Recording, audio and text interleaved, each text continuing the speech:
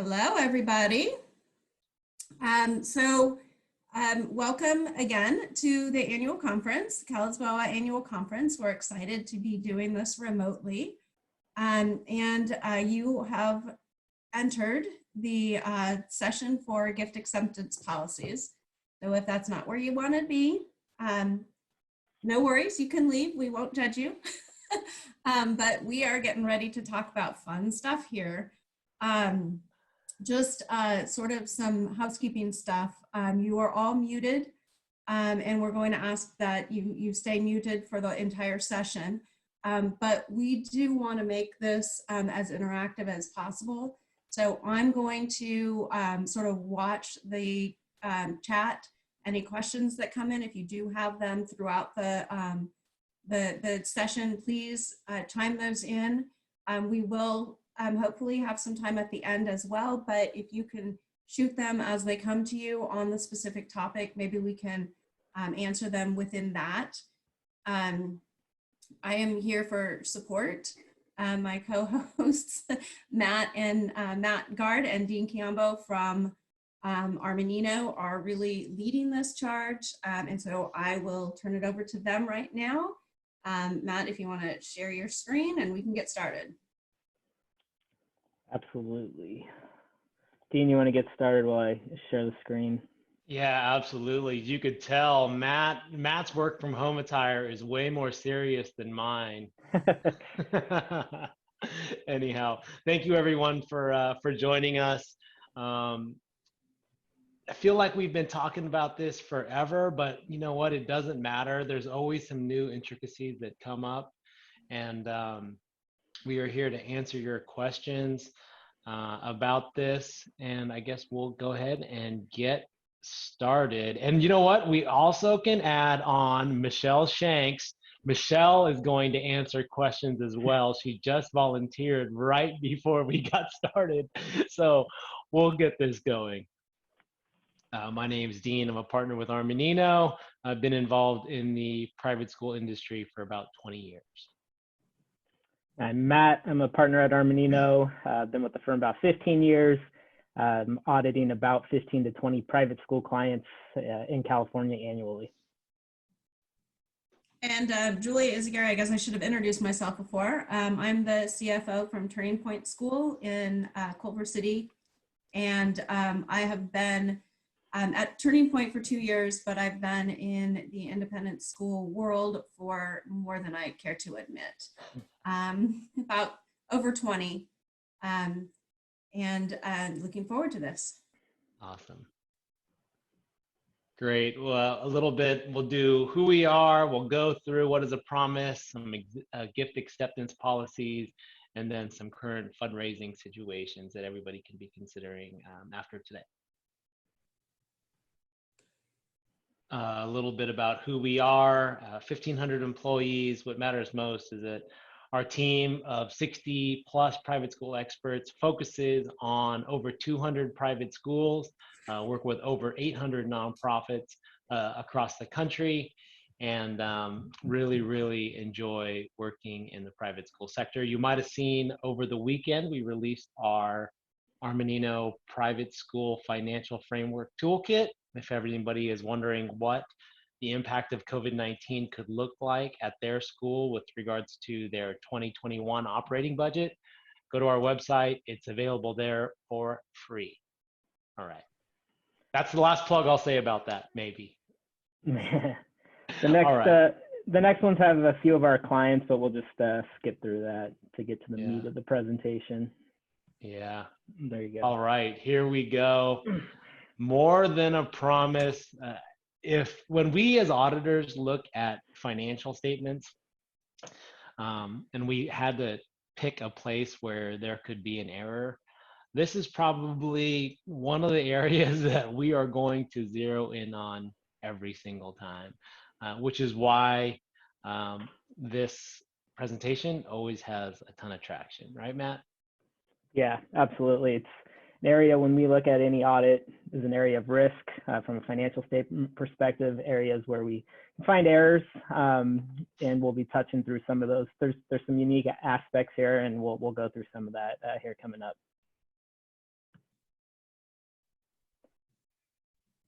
So again, here's just an overview of a few of the things we'll touch on just in relations to contributions. We'll start with some of the nuts and bolts accounting, right? Some of that is important before we get to some of the gift acceptance policies and what the future might look like for fundraising. We want to touch on some of those nuts and bolts accounting aspects. Number one, the reason why we do this session and why it's important, right, is the fiduciary responsibility you have as a school for accepting these donor funds.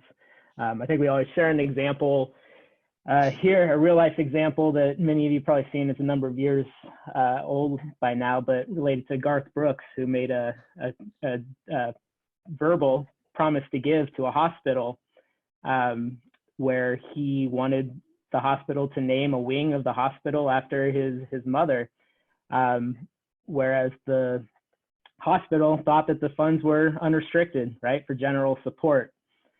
Ultimately, there was a disagreement that went through some legal process, and ultimately Garth Brooks won the fact that the hospital did not use the funds in line with their fiduciary responsibility, in line with what the donor had intended. So not only did he get awarded the funds back, but also punitive damages as well. So what's important is you have this fiduciary responsibility to the donors and making sure you're accounting for and handling these funds in line with that donor intent. Okay, so first, before we get into some more of the specifics, anytime you get a pledge, right, and a donor comes forward and says they want to give money to the school, it's kind of two kinds of pledges there could be, right? And there's different accounting in line with each of them. So it may not seem like a big difference, but wording definitely matters, right? Because in the accounting guidance, there's a difference between what is a promise to give, okay, a promise versus an intention to give, right? I intend to give this money to the school. Again, it may just seem like a small wording difference, but the recording behind it is completely different. Intentions to give are not recorded when made, right? It's not as strong as a promise. A promise is strong enough where you would record it when that promise to give is made. So again, we'll talk through some of those examples, but it's important to understand first, before we dive into the accounting and how things are recorded, is it an intention versus is it a promise, right? So a promise to give, again, is an agreement to contribute in the future, right? The donor has promised to give these funds and has a legal right to give those funds in the future. Can be given, this promise can be given either written or oral. Some promises to give can be oral, right? A lot of schools or organizations in general don't want to record those oral promises to give, right? It's not written down. They feel like there's more risk there. But in line with the accounting standards, all the accounting standards say is that it requires sufficient verifiable documentation that a donor has given a promise to give. So it can definitely be written or oral. We see that all over the place. I think that, Matt, some schools are like, no, we definitely don't want to record it. But we also have schools that they do. They need to. And at the end of the day, it's what is the documentation needed to make that happen? Like I said, if it has sufficient verifiable documentation, then there's definitely consideration that it should be recorded, whether it's verbal or written. What are you thinking, Julia? I was just going to say, this is definitely a place where you want to have conversations with the advancement office, with the fundraising folks, and make sure you're on the same board, on the same page, because oftentimes, right, they may want to record it or not record it for, hold off and have it be for next year if you're like at the end of the year or something. So really understanding and communicating this information with the advancement director so that they know what the requirements are as far as recording it. Great. So I think everyone knows how to document a written promise, right? There's usually a pledge card, written agreement, the donor has a letter from the attorney. It's more so when it's an oral agreement. Well, how do we document that? And I think I just saw something pop up in the chat with that very question. Yep. So great segue. Verbal promises. Well, how do how do you document that, and what's sufficient verifiable documentation? First item on here is tape recordings. I don't know if anybody's taping anything on actual tape anymore. I think this is old guidance, but can your development director, if they had a call with a donor, can they do a voice memo afterwards? Can they, record their voice, say, I just talked to John Smith, he promises to give X dollars on this date for this purpose, and have that documented verbally on a voice recording. Otherwise, write it down right then and there. The development person's taking the notes as they're talking to the donor as to what the terms are, of the expected arrangement. Outside of that, there can be afterwards written confirmations, right, that your development group sends out to the donors. Thank you for this gift. Here's our understanding of the terms of those. That would outline what that might look like in a verbal promise. Other things to consider is just history, right? I have a school where the donor regularly, a significant donor would regularly give oral promises to give, right? Every year after their annual board meeting, he would make an oral promise to give. Well, maybe the first year or two, they didn't record that, but then they realized every single year they're making the same gift orally. This is really a promise to give that should be recorded. And it's definitely verifiable to record at that point in time. And again, the wording does matter, right? Is it a promise or an intention at that point in time? If it's a promise, it gets recorded. If it's just an intention, and the donor says, I'd really love to give X amount to the school at some point, and that's my intention. Again, not strong enough to record as a promise might be.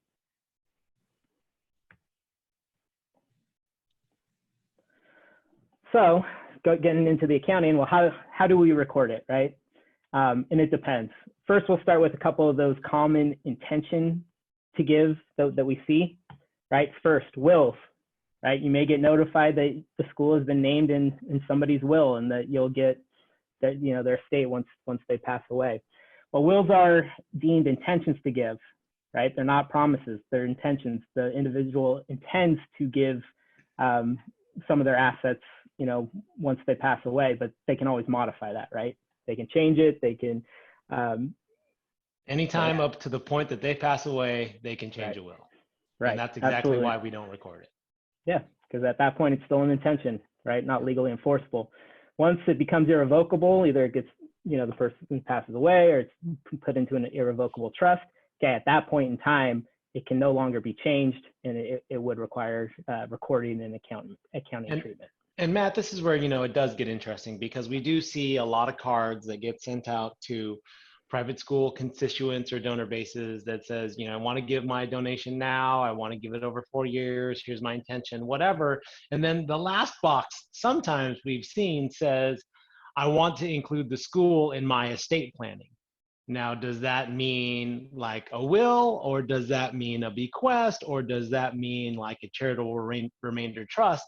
I think that's when it becomes imperative that the advancement office and the business office work together to kind of identify what does that really mean. Any thoughts there, Julia? No, I think I think it would require follow-up. That's right. right. I think if you're going to put that box, my guess is that box is there so that the advancement office will follow up with them to talk about what those options are. Great. Great. Another one that I'm seeing more and more with my school clients, and I'm sure you all are seeing it as well, are donor advised funds. And how do we handle promises from a donor advised fund? Well, as you can see, donor advised funds are generally considered intentions to give. The reason being, once the donor has given to the donor advised fund, they no longer have the legal rights to those funds, right? They've given it to the donor advised fund, and so they can't legally obligate the donor advised fund. They can make a recommendation that I recommend that my donor advised fund give to XYZ school, but they are not legally, and they're no longer binding at that point in time to the donors. So if you get, and most of the times, the sponsoring organizations that handle these DAFs, any letters you get from them typically have language that is non-binding intention type language. if you're with if it's coming from Fidelity Charitable, I've seen, you know, their language that says, you know, XYZ donor wants to give a non-binding intention to give to your school, and uses that language because, again, it's not legally binding the donor to that promise. Now, I think there's certain situations when you could potentially record a gift that's expected to come from a DAF, and that would be when the donor has promised to give that amount, even if the DAF doesn't make good on it, right? So it says, I intend that it will come from my donor advised fund, but should it not, I promise to make good on this gift. And at that point, that makes the language strong enough that it becomes a promise to give versus just the intention that the donor is giving to its donor advised fund.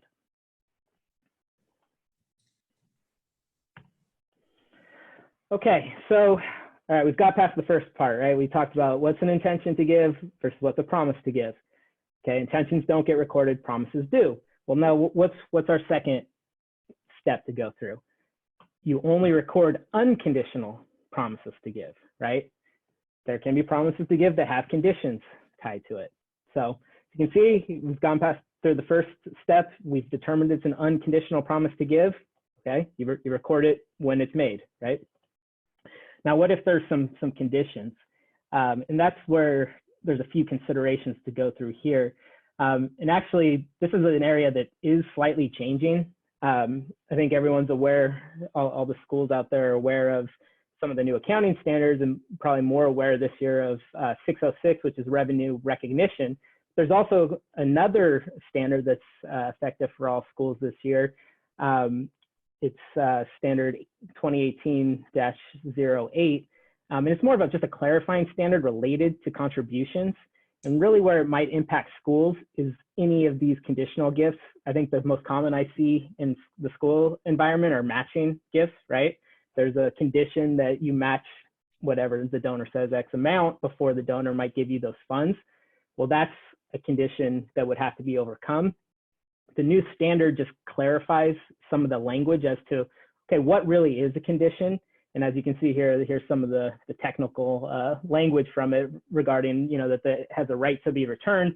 And then more importantly, that there's a barrier that must be overcome before the recipient is entitled to receive it. So that barrier language is new.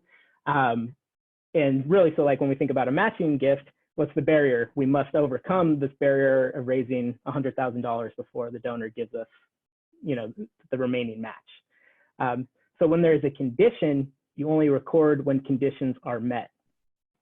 A change here as well that some of you may be familiar with is that under the previous accounting guidance and under previous GAAP, you could actually record conditional promises when the conditions were so remote, right? That, you know, if it was very unlikely you would not meet those conditions, you could actually still record it even if there were conditions in place. You know, let's say the donor said, you have to raise $50,000 and then I will give you, you know, another $50,000. Well, if you're a school that raises $1 million a year, you're obviously going to hit that $50,000. So under previous GAAP, you could actually record that when that matching promise was given because the likelihood of you not overcoming that condition was so remote. Well, I think there's a lot of diversity in practice on that. Well, what's remote, what's not, whereas under the new standards, you actually have to meet that barrier. There's no longer that, well, we're definitely going to do it anyway, so let's just record it now. You cannot record until after that barrier is met. So I've talked a few about some of what are those conditional gifts you might see. Typically matching, that's definitely the most common. There may be other gifts that have some sort of performance related barrier. You have to do some sort of performance you know, before you might get that. If it's a grant or gift, the condition that has limited discretion by the school of conduct of an activity, right? That could be a barrier.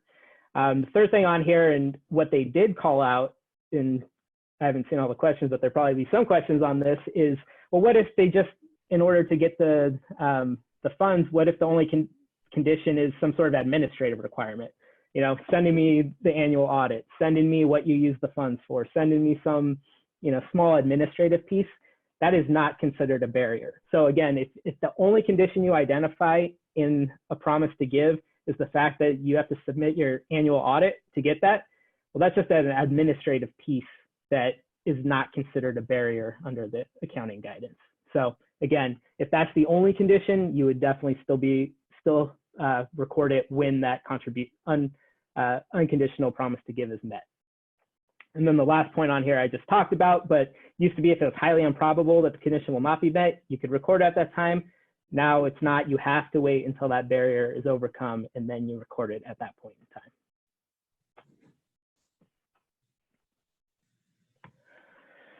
A couple other just common questions related to this and conditions. There can be, if you're meeting conditions in stages and there's certain amounts tied to each stage. So once you meet a certain performance obligation, you're entitled to a certain amount of funds. Okay, you can recognize revenue in those stages as soon as those performance obligations are met. So that's a situation where you could recognize the revenue in stages on here. The other one I've seen before, and probably pretty rarely, but sometimes the schools will actually get the funds, right? We'll give you this money, but there still is a conditional promise tied to it. So versus when you get a normal contribution, you record your cash and your revenue. Well, in that situation, if there's still a conditional promise attached to it, right, there is a right to return that you may have to return. You don't recognize revenue when you receive it. You would recognize some sort of refundable advance, a deferred type revenue account until, again, you've overcome that barrier, and then revenue is recognized at that point in time.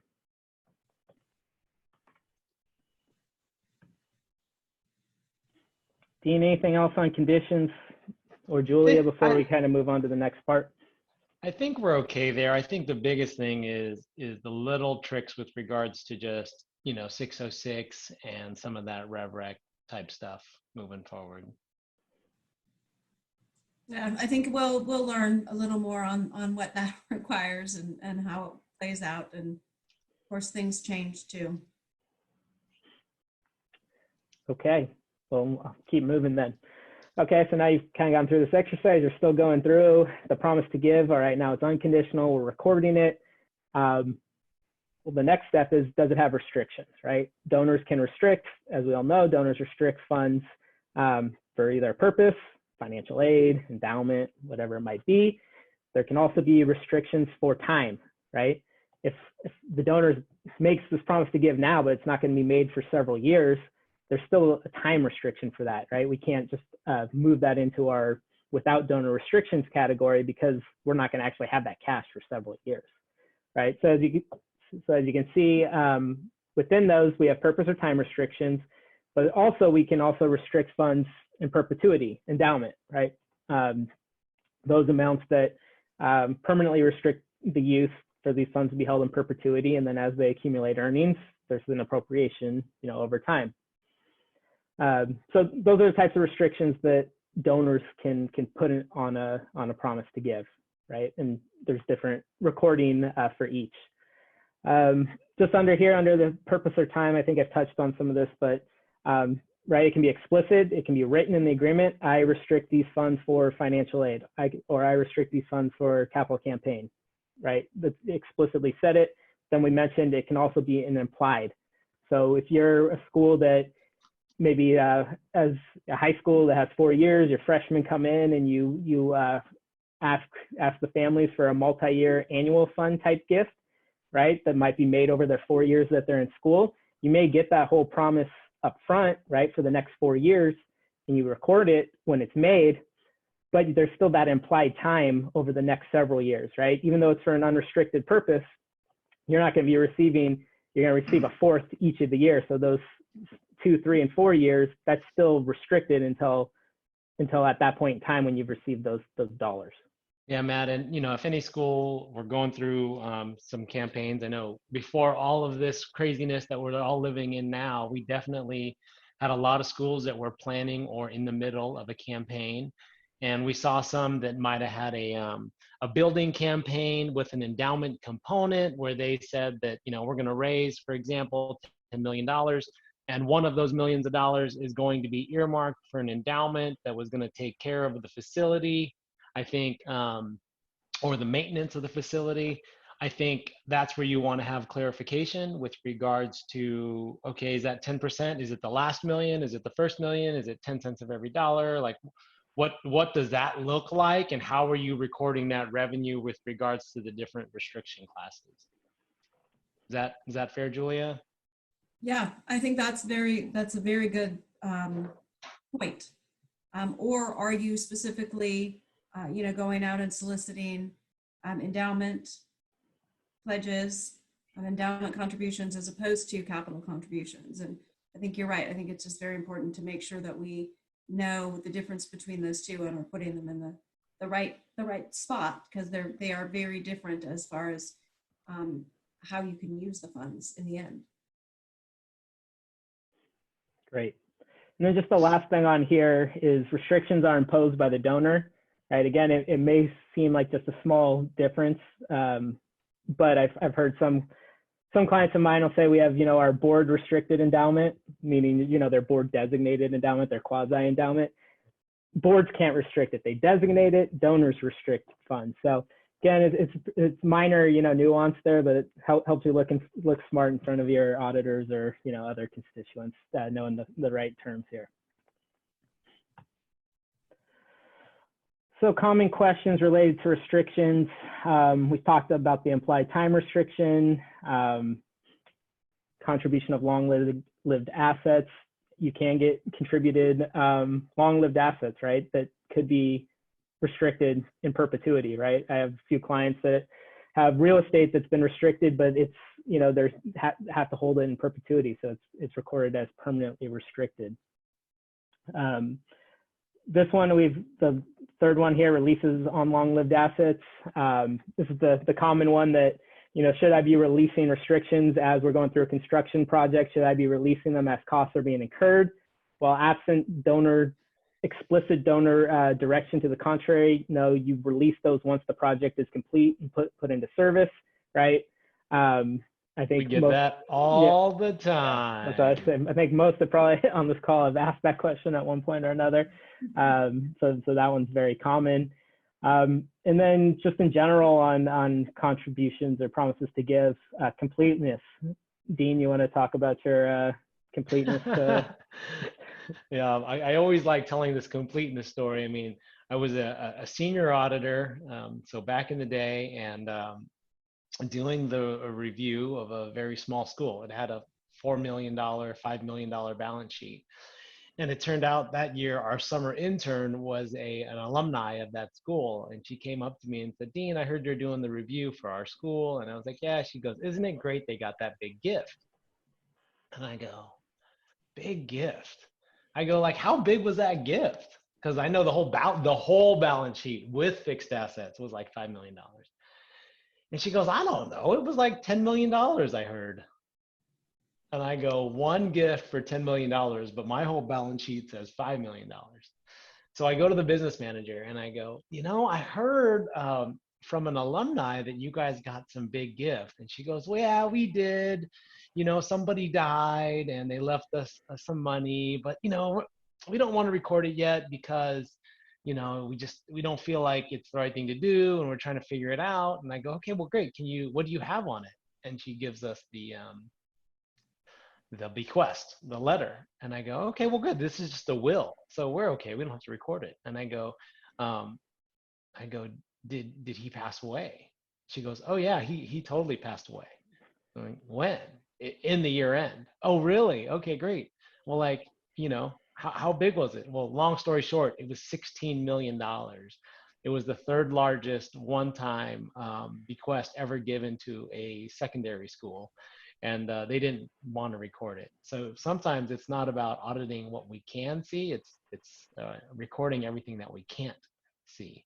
And that was a situation that, it took a lot to go through to record that. But Julia, any instances there, or maybe you can talk about any stories where just talking to your head of school, talking to your advancement director, knowing everything that's going on. Yeah, it's that communication. There was just a question, sorry, just real quickly. Yeah, these slides will be available. So we'll get eventually, I believe on the Cal-ISBOA site, all of these slide decks will be available. It's back to communication. I mean, there's so much communication between the advancement office and the business office that has to happen with these things. and, between the advancement office and donors, honestly, continuing to reach out to those, especially the older donors. If there are, thoughts and ideas, having the little line says, do you want to include us in your estate planning? Keeping those aside and continuing to follow up with people if they might have said yes or not done anything. Or, just, again, sort of ears to the ground, communication with advancement office, with heads. Sometimes they'll have those communications with advancement and not business office. So it's really open lines of communication.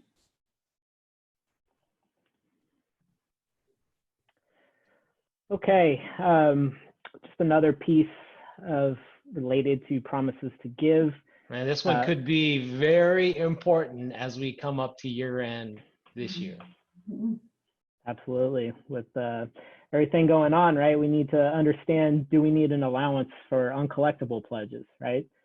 Somebody made a pledge during this school year. Maybe they're in an industry that was heavily impacted by what's going on right now. Maybe they no longer have the capacity to make the gift that they had thought they could make previously, right? So very important that all our schools are looking at this, especially this year.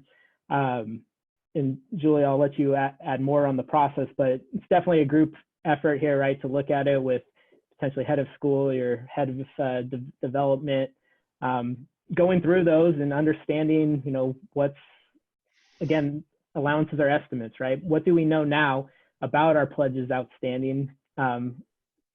And what decisions should we make as a result of what we know now to record an accurate allowance for those pledges? Yeah, again, the communication, it's really important when you have a list of pledges at the end of the year to have that meeting with the head of school and the advancement office, and, go through item by item. I mean, you may have your policy of, we're going to reserve 10% or, 5% or whatever, based on, previous experience, previous campaigns and whatnot. But even still, and again, particularly in a year like this, you want to go through each individual one and see, potentially reach out to those donors and find out how things are going and have that communication to see really if you can add any color, because it really is about that, understanding the individual donor. Again, depending on the size, when you're looking at the larger pledges, and if they go out multiple years, really important to make sure you understand the collectability on each year, and do it each year, not just once.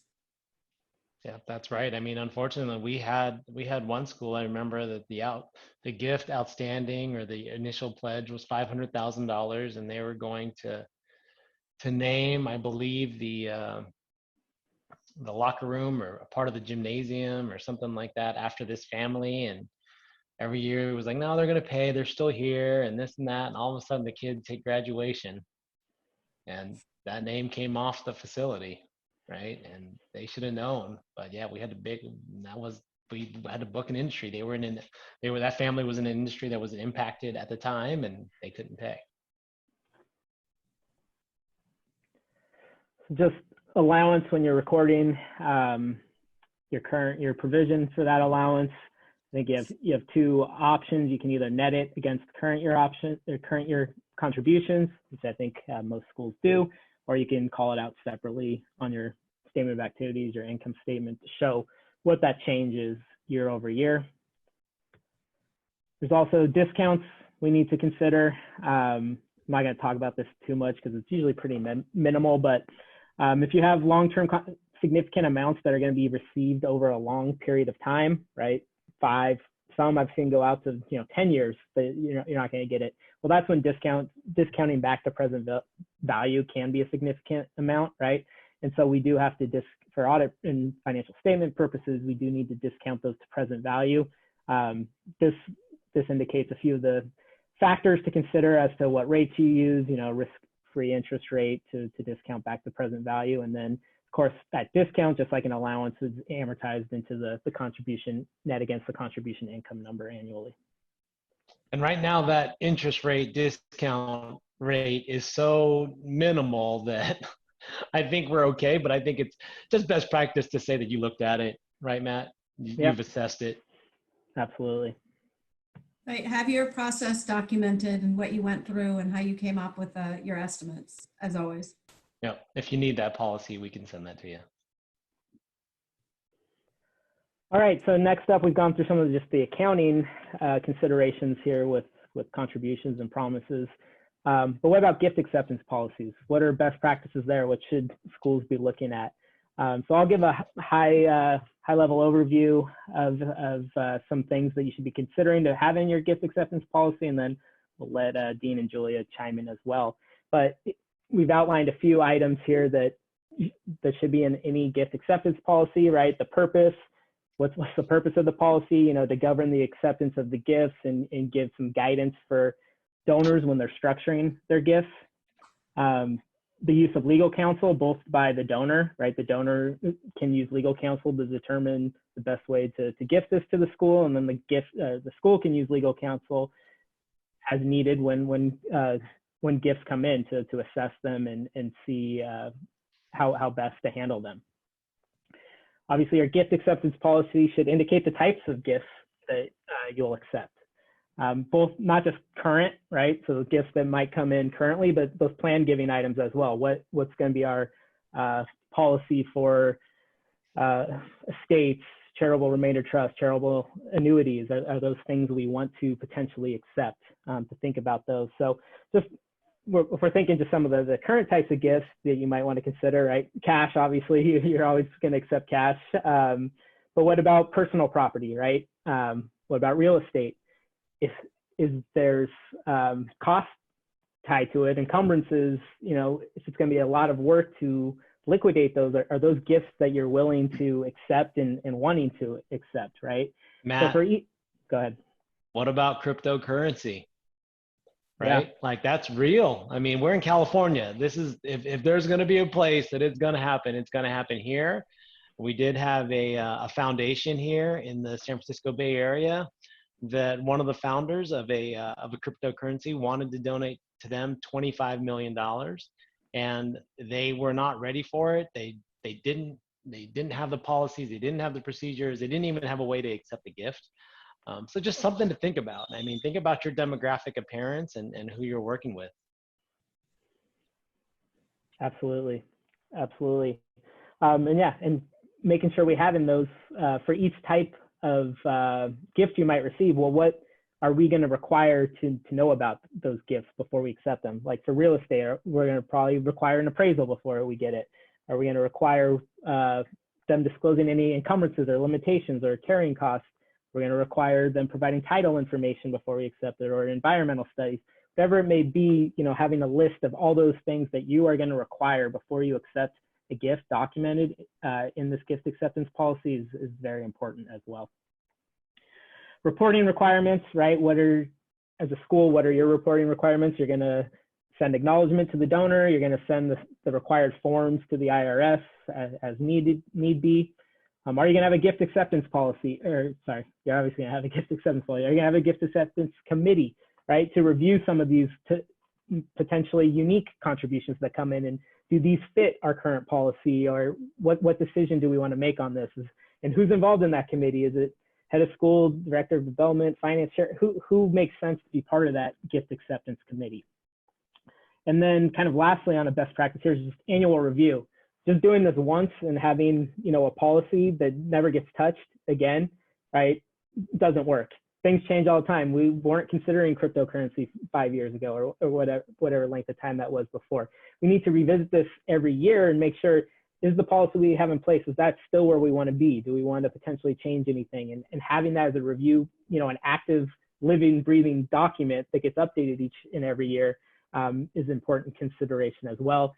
Then just the last thing on here is, you know, knowing when to say no, right? I mean, it's great when a large gift comes in and obviously you want to accept it, but if it's just not going to make sense, it has a bunch of carrying costs that you would have to work through to end up getting any net benefit from it.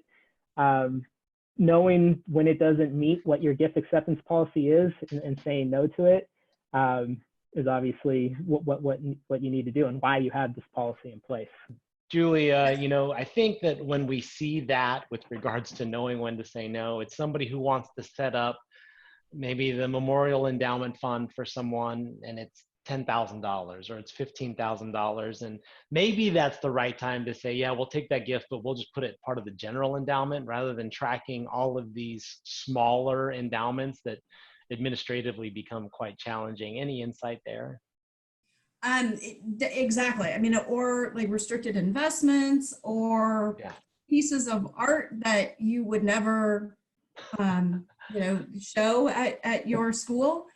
I just think, I'm a big policy person, and the reason I like policies are because I get the board to approve them, and then I can go back on them and, say, this is just how it is. This is what we decided to do. This is what the board has decided and how we move forward. The other thing I would say about this is, again, communication with advancement. You want to make sure that your financial policies are the same that the advancement office is working under. I have had completely different sets of policies. And it's really important that you are working off of the same ones so that, they're not out there talking to donors and accepting something that, from the financial side of things, you can't possibly or don't want to, have to deal with. A couple things came in. One person wrote pianos are her favorite type of gift. Love it. And regarding stock donations, thoughts on how to deal in discrepancies between how donor values the stock versus what we realize when we sell. So we do not hold stock, so there's no holding, but the difference is in basis. I can say, and you guys can, no, please do. Go ahead, Julia. This happens all the time. I always value the stock gift. I ask for the high and low on the day that it was actually settled in our account, and I average those. And that's the value that I give to the donor. So whatever we sell it at, if we sell it higher, we have a little gain. If we sell it lower, we have a little loss. But that's how I have, for a very, very long time, recorded to try to get some consistency. Great. You guys can tell me if I'm wrong. No, I see that commonly. I see a few different ways to do it, but that's definitely a common way to assess that. Somebody else said we're advised not to give a value to the donor.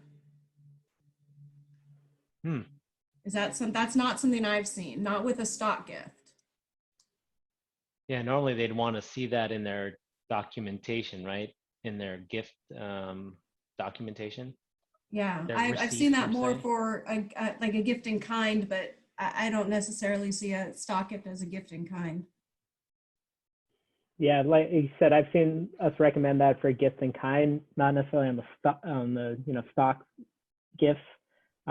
We can check with our tax folks on that to see what best practices there and send that out to everyone. Again, lots of chatter back here. Yeah, no, we might have to circle on that. I think we might have to bring in our legal team there too. I mean, we might have to circle with legal too, for sure. That's good. It's good to know that that's what people are saying out there. We'll circle back on that.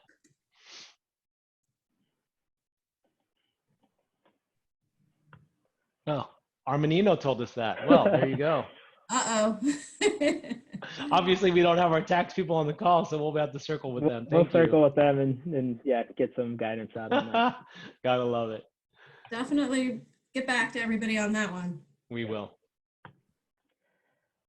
I think we've talked through some of these, but unique contributions that we're seeing in schools. We talked through some of the cryptocurrency, potentially art, pianos came up, real property. I've seen a lot of non-public equity lately, especially Silicon Valley area. There's lots of venture funds and donating to potentially donating to schools. And how do you value that, right? Can be complex. Usually initially, most of these items you're probably going to want an appraisal on, right? Some of these unique items as to how you value it. And then on a recurring basis, is this going to be an investment that we're, marking to fair value each and every year, or are we going to hold it at cost? Nonprofits have that option to either hold these types of investments, these other types of investments at cost versus marking up the fair value each year, as long as you do it consistently for all those other types of investments. So again, something you want to consider as to how do you want to value these each and every year.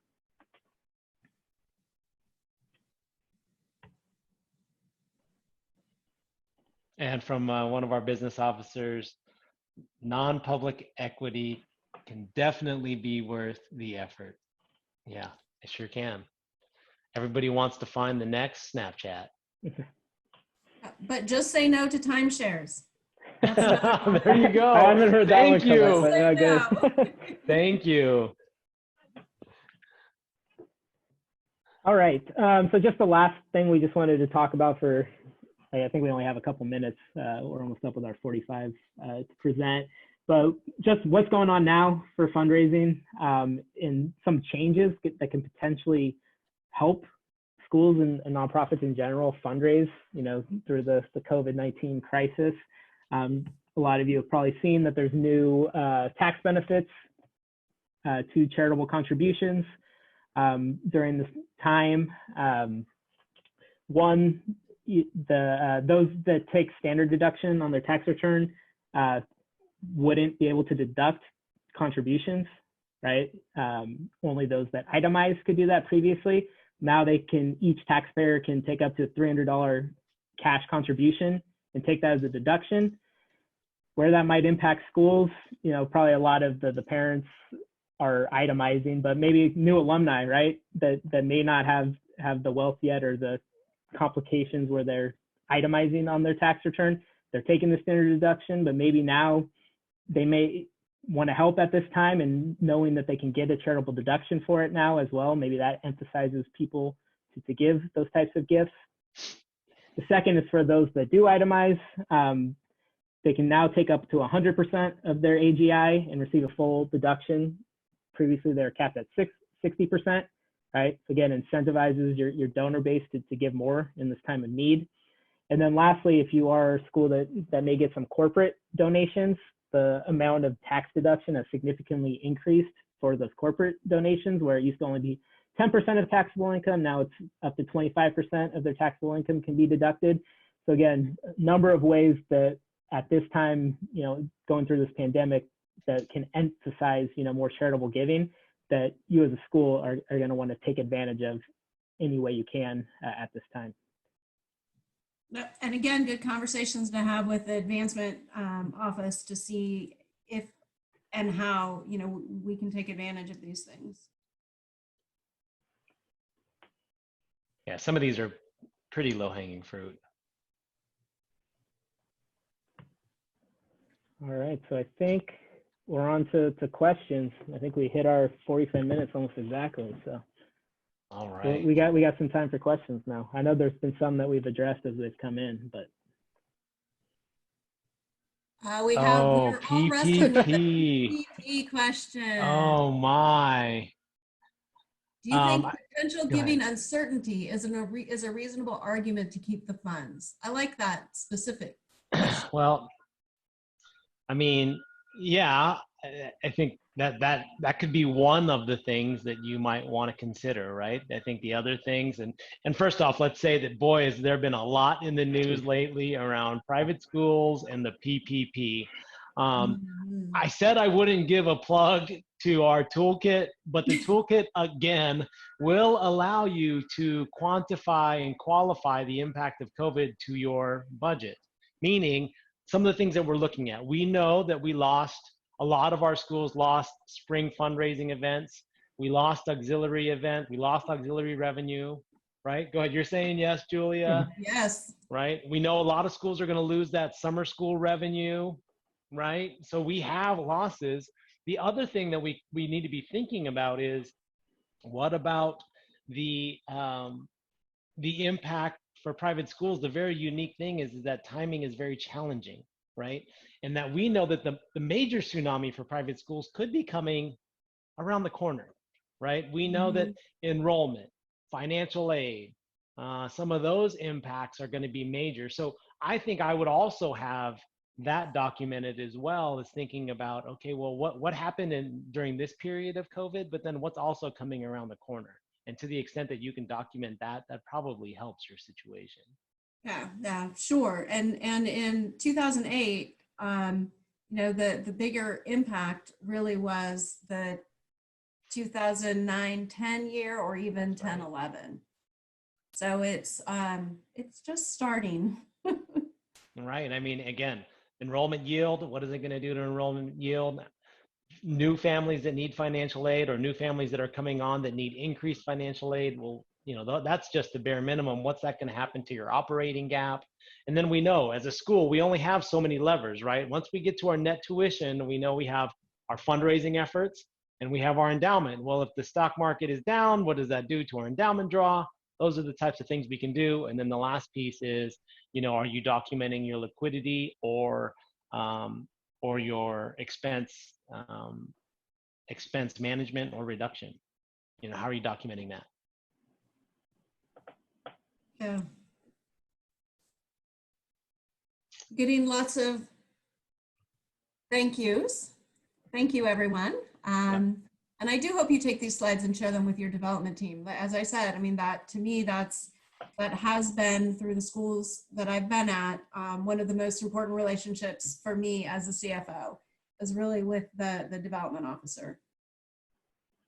Awesome. And then I think at the end of the day, I think, Armanino, you guys know we normally do the nightcap. No nightcap tonight, obviously, but I think we are doing some kind of happy hour. Whoever wants to show up, we might be playing some kind of game. I think there's a cocktail host who's going to teach us how to make drinks or something like that. So if anybody wants to show up at the end of the day to that, we'll be there as well. All right. Thank you all. Really appreciate it, Matt and Dean, as always. Thank you. Absolutely. Thanks, everybody. See you at the next session. Yeah. Bye-bye. Bye. Bye, everyone.